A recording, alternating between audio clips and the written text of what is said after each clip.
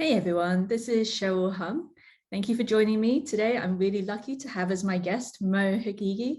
Mo and I are going to chat a little bit about multi-cloud deployments. Mo, would you like to introduce yourself? Hi, Sheriff. Thanks for having me.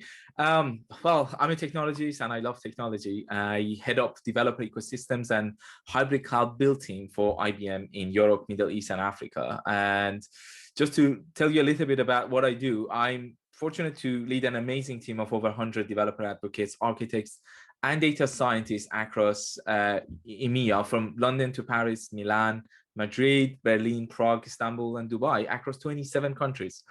And hybrid cloud build team basically enables partners, clients, and developers to develop the skills they need to build solutions with IBM's open hybrid cloud technology. Developers, architects, and data scientists within hybrid cloud build team will engage partners through architectural whiteboard sessions, hands-on workshops, and they co-create MVPs to help partners accelerate their time to market. So that's basically what I do and what the team does in a nutshell. Fantastic. You just reminded me of all these great places that we can't visit at the moment, but Exactly, yeah. one day soon, hopefully we'll be able to go there. So you have a talk coming up about multi-cloud. I wanted to chat with you about why do you think multi-cloud is important, and what do you think multi-cloud is good for, and what workloads do you think it's not good for? It all comes down to one important concept: portability. That's for DevOps engineers, basically. So, many companies, especially large enterprise, use multiple clouds to run their business critical workloads. Multiple cloud platforms enable them to shift their workload, applications, and services across several platforms to avoid downtime and also boost scalability. In addition, compute needs to run where the data resides, and for legal, security, and governance reasons, data often must not leave companies' own data centers, and that's basically why we need to have multiple cloud platforms to kind of match the right workload to the right cloud environment. And again, when we talk about the workload, as you mentioned in the second part of your question, it really depends on the workload. But again, as I said, it's all about matching the right workload to the right cloud environment. Some public cloud providers offer wider availability zones, some have faster provisioning time, some shorter downtime, and some of them have specific features that make them unique for the type of application, services, and the workload that a company might have that actually is suitable for them. So for those reasons, multi-cloud and hybrid cloud solutions are quite popular these days. And again, it really depends on the workload. Well, talking about these workloads, often if you are moving to multi-cloud, that entails quite a large rewrites and architectural rethinking of applications. And sometimes you get some resistance from developer teams. They'll ask, why should I spend this time investing into multi-cloud? So how do you help those developer teams overcome that resistance? On the one hand, companies want to avoid vendor lock-in and also avoid having multiple teams with cloud platform specific skills. On the other hand, developers are looking for ways to expedite their journey from development to testing, staging, and productions.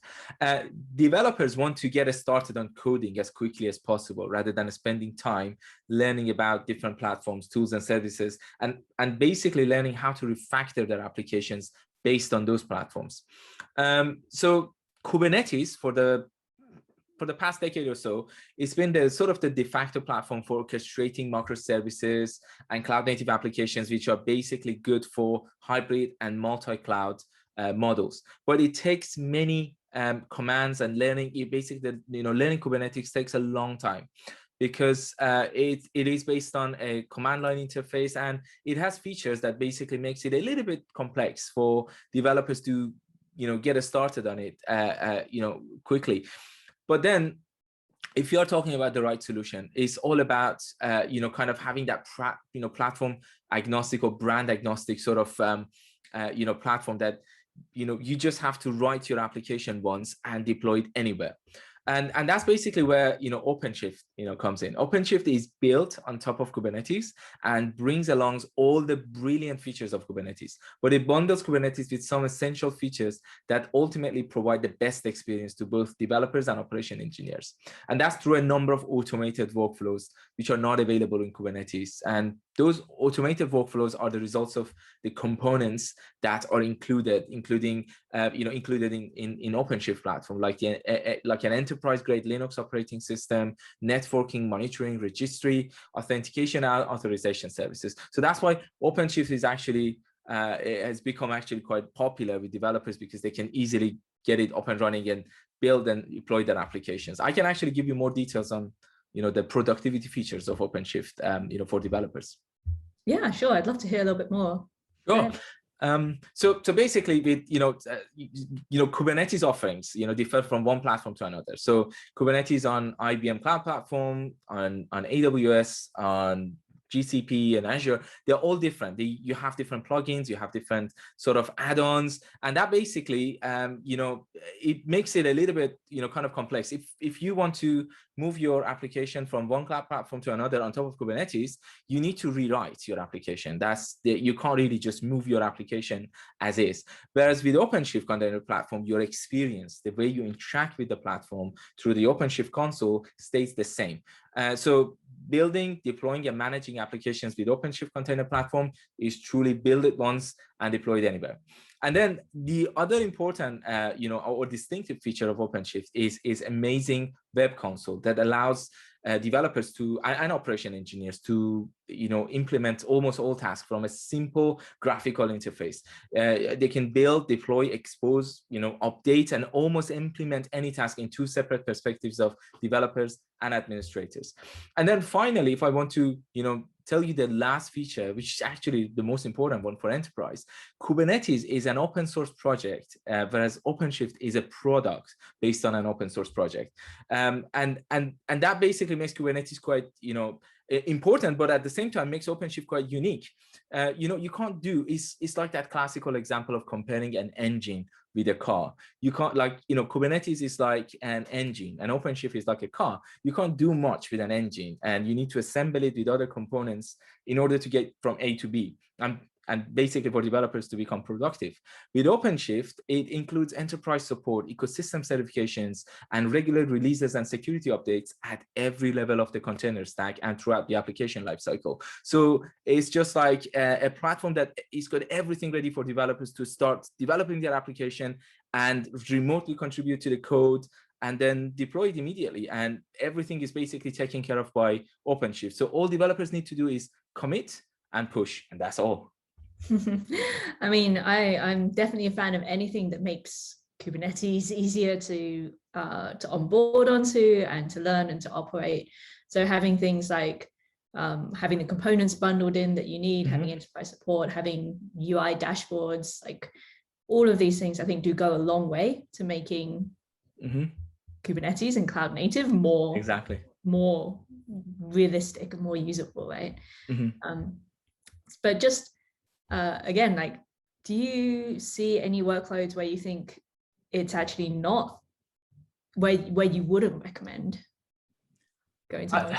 It's a good question, but when I talk to our clients and partners, most of them are thinking about hybrid and multi-cloud solutions, and it actually is good for any enterprise application, because at the end of the day, all these big companies and amazing companies out there, they want to have the scalability, the reach, and also having the flexibility for their developers and provide them with productivity features.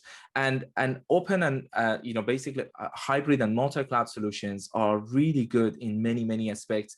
And if you're interested to know more about the details of what hybrid and multi-cloud solutions provide, I really encourage the audience to actually attend my talk at Think UKI to learn about those features. But I think multi and hybrid cloud solutions are great for any workload, for any application, and for any services.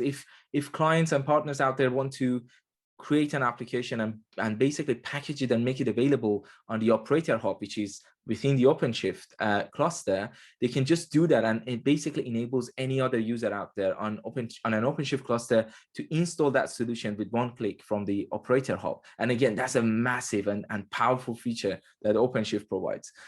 So, as you know, I think, which is the highlight of the year, that brings together the best thinkers and the most exciting technologies, to help developers and execs to build smarter. I'm very excited to be delivering this talk on the importance of hybrid and multi-cloud. Fantastic. Yeah, sounds like a brilliant event, and I look forward to seeing your talk, Mo. Thank you.